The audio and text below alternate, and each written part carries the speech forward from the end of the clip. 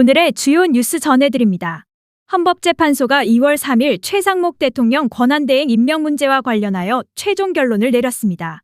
이번 결정은 예상과 달리 선고가 연기되었으며 변론이 재개되었습니다.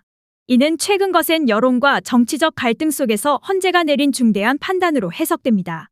헌법재판소는 예정되었던 최상목 대행 관련 선고를 연기하고 변론을 추가로 진행하기로 결정했습니다. 이는 기존과는 다른 이례적인 절차로 헌재 내부에서 상당한 논쟁과 갈등이 있었음을 시사합니다. 국민의 여론과 정치적 압박 속에서 헌재가 기존 입장을 유지하기 어려웠다는 분석도 나오고 있습니다. 헌재가 이처럼 결정을 번복한 배경에는 강력한 국민 여론과 내부 의견 충돌이 자리하고 있습니다.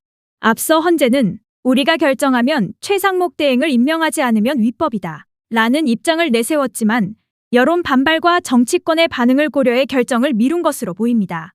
특히 헌법재판관 내부에서도 의견이 극명하게 엇갈렸던 것으로 알려졌습니다.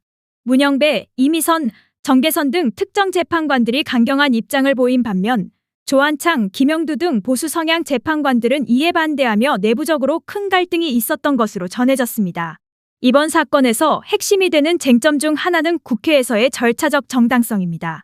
기존의 추경호 원내대표와 박찬대 원내대표 간 어떤 합의가 있었는지, 그리고 이 과정에서 국회의장이 적법한 절차를 거쳤는지가 주요 논점입니다. 특히 국회 본회의를 거치지 않고 특정 인사가 단독적으로 결정을 내렸다는 주장이 제기되고 있어 이 부분에 대한 법적 해석이 중요한 논점이 될 것으로 보입니다. 헌법재판소가 기존 결정을 번복하고 변론을 재개한 또 다른 이유는 최상목 대행 측의 강력한 법적 대응입니다. 최 대행은 변론 재개 요청을 지속적으로 제출했으며 헌재가 이를 무시한 채 선고를 강행하는 것은 절차적으로 문제가 있다는 점을 강조했습니다. 헌법재판소는 이에 대해 내부적으로 논의한 끝에 변론을 재개하기로 했으며 이는 기존과 다른 추가적인 법리적 검토가 필요하다는 판단을 반영한 것으로 풀이됩니다. 또 다른 주요 쟁점은 헌법 소원의 요건 문제입니다.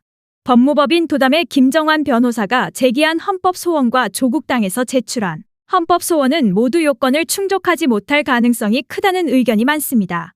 헌법 소원은 원칙적으로 본인의 기본권이 직접 침해되었을 경우 가능하지만 이번 사건에서는 해당 요건이 명확하지 않습니다.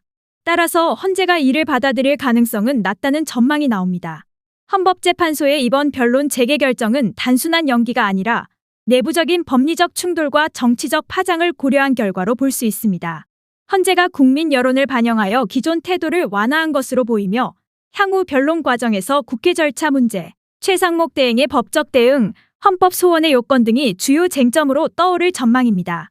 이번 결정이 단순한 시간 끌기가 아닌 실질적인 법리 검토의 기회가 될 수 있을지 지켜봐야 할 것입니다.